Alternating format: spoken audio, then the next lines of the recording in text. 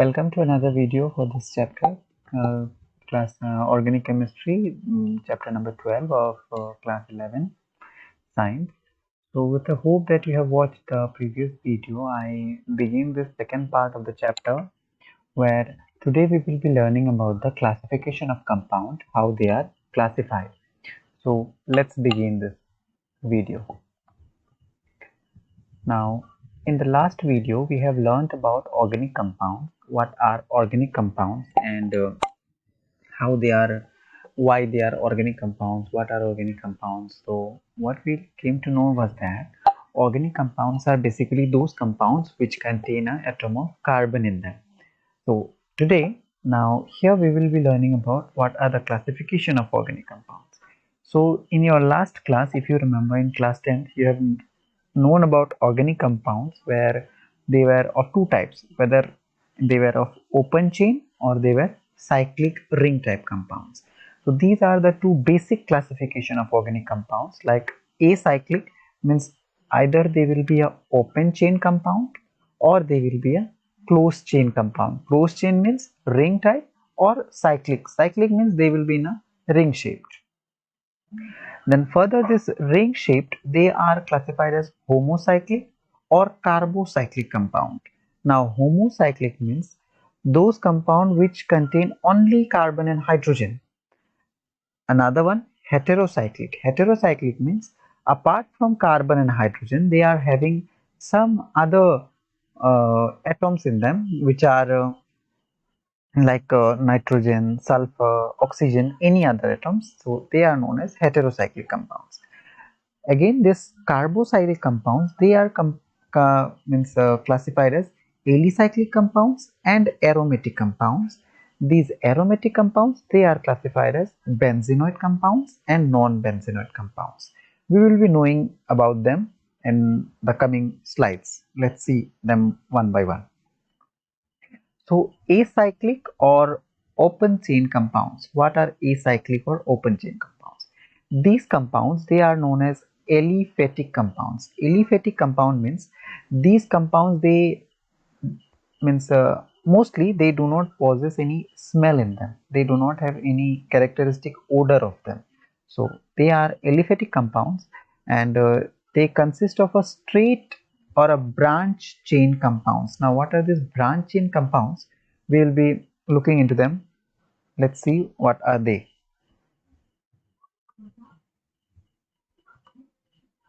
These are, this is a straight chain compound. You can see a straight chain, that is CH3 CH3. This is a ethene molecule. This is a branch chain, means one straight chain was there and from it one branching is out here. So this compound, this is also acyclic or an open chain compound. Similarly this one, this is also a straight chain compound where a straight chain is made, straight compound. And another one is this one. The names are written here. This is acetic acid, this is acetaldehyde, this is isobutane, this is ethane. These are those acyclic or open chain compounds. Next one is the alicyclic or closed chain or ring compounds. These compounds, they have carbon atoms, and these carbon atoms, they form a ring type. They are in this way, they are closed shape in this way, whether it will be a triangular shape, a square shape, or a pentagonal shape, or a hexagonal shape. In any shape they can be. So these type of compounds, they are known as alicyclic or closed chain compounds. This one you see, when they are in a triangular shape, they are known as cyclopropane. When in a hexane shape, they are cyclohexane. Here one double bond was present, so this is known as cyclohexene. This is tetrahydrofuran. Tetrahydrofuran, this is also a cyclic compound. Now further, this alicyclic compound means these cyclic compounds, they are also classified in homocyclic and heterocyclic. Now homocyclic means when all the atoms present are only carbon and hydrogen. If only carbon and hydrogen are present, then they are known as homocyclic. But if, as in this case, you see carbon, apart from carbon and hydrogen, one oxygen is also present in this one, so this is an example of heterocyclic compound. This tetrahydrofuran, this is an example of heterocyclic compound. Here, next is the aromatic compound. Now, aromatic compounds are special type of compounds which have benzene in them. Now, these are those compounds. These aromatic compounds, what is the specialty about them? They will be having alternate double bond and single bond. Means one bond is double, the another one is single. Again, the next one is double, this one is single. Double, single. In that way, means they will have alternate double bond and single bond in them. This one also, you see, they have alternate double bond and single bond. One double bond, another single, then double, then again single. So this type of compound, they are known as benzenoid compounds. Next one, this is non-benzonoid. Then this non-benzonoid compound, they will not have this alternate double bond and single bond. You see, this is double bond, single bond, double bond, but you see the next bond is single, also the next bond is single here. These two bonds are single. So this type of compound, they come under non-benzenoid compound. Now since they are aromatic compound, aromatic is comprised of aroma, you see. This aroma, it means that they have a characteristic smell of their own. These aromatic compounds, they have a characteristic odor of their own, whereas that acyclic compound or the aliphatic compounds, they do not have their own smell. These are some other example of heterocyclic aromatic compounds. Heterocyclic means they will contain some other atom apart from carbon and hydrogen. Like you see here, this is sulfur, this is nitrogen. Apart from carbon and hydrogen, they are having some extra compound. They are oxygen, sulfur, nitrogen. So these type of compound, they are known as heterocyclic aromatic compounds. Now next comes the nomenclature of organic compounds. Now nomenclature of organic compound means how to do the naming of the different organic compounds. Then for this, a systematic method has been accepted by IUPAC. IUPAC, the full form is International Union of Pure and Applied Chemistry. Then they have accepted a standard technique to name all the compounds. These compounds, they are named according to certain rule which we will be knowing. Now let us see. The common name that is very common to us, we have known from our 10th level, this CH4, that is known as methane. This CH3, CH means how many carbons are there? 4, so that is known as butane. Similar one, the arrangement is different, that is why it is known as isobutane, neopentane.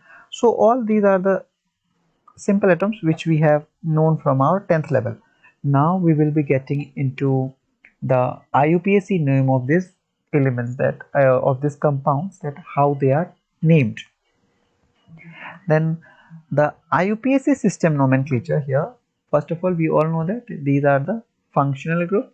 Functional group means an atom or a group of atom which when attached to any hydrocarbon, they change its chemical property. They are known as functional group. Here OH is a functional group, Br is a functional group, CH3, this is a branch. Now what are hydrocarbons? Compounds which contain only carbon and hydrogen, they are called hydrocarbon. This is not a hydrocarbon. The example given above, this is not a hydrocarbon. If we are to give an example of hydrocarbon, then that will be methane, ethane. Ethane is an example of hydrocarbon. But this example, it is not for an hydrocarbon, because hydrocarbons are those compounds which have only carbon and hydrogen in them. They are known as hydrocarbons. Now hydrocarbons are again classified into two, which are saturated and unsaturated. Saturated means they have only carbon-carbon single bonds, then they are known as saturated. And unsaturated means where they have at least one carbon-carbon double bond or triple bond. At least one double bond or triple bond should be present in them, then they are known as unsaturated hydrocarbons. And if all the bonds, carbon-carbon bonds, are single, then they are known as saturated hydrocarbons. Next comes the IUPAC nomenclature of these alkanes. Then straight chain hydrocarbons, they are named as, the suffix used is ane, and they carry a prefix indicating the number of carbon atoms. This one we have known in our class 10, where we know that if one carbon is present, and if all the bonds are single, then they are known as methane.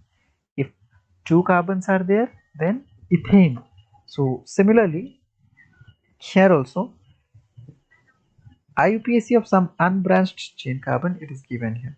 In all these cases that you have learned in your 10th level, these all, they do not have any branching, they were all straight chain carbons. Straight chain, if single carbon, then it is methane. If two, then ethane. Three, propane, butane, pentane, hexane, heptane, octane, nonane, decane, icosane, triocontane. So in this way they are named in case of straight chain carbons. So in the coming days, we will be learning that how the branch chain carbon compounds are named.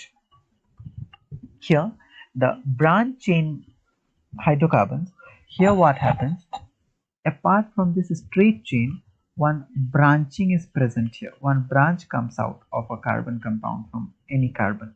Then these compounds, they are named in another way. Then how they are named, we will be learning about that one. But first of all, we need to know that what is this known as. Now, these atoms, these molecules, if said, these groups, they have come from, what is the origination, what is the point of origination of these groups? Then here we have to know that what was the parent alkane from which this CH3 came. So if you read this one, it is said that this type of groups, they are known as alkyl. Now alkyl group, it is said here, see, an alkyl group is derived from a saturated hydrocarbon by removing a hydrogen from carbon. Thus CH4 becomes CH3 and is called a methyl group. Means when it was CH4, the name was methane. When it became CH3, it became methyl. Similarly, the other examples are given here. CH4, it became methane. If CH4, then methane. If it is CH3, then it is methyl. So about the nomenclature of these branch chain carbon atoms, we will be learning about them in the coming videos, where I'll be showing you that how they are named using my this one. I'll be solving that one and you'll be looking at one. In that case, I will not be using any PowerPoint slides. So in the coming days, we will be learning about how the branch chain alkenes are named depending upon the different formula, that how the longest chain carbon chain is selected and how they are named. We will be learning about that one in the coming video.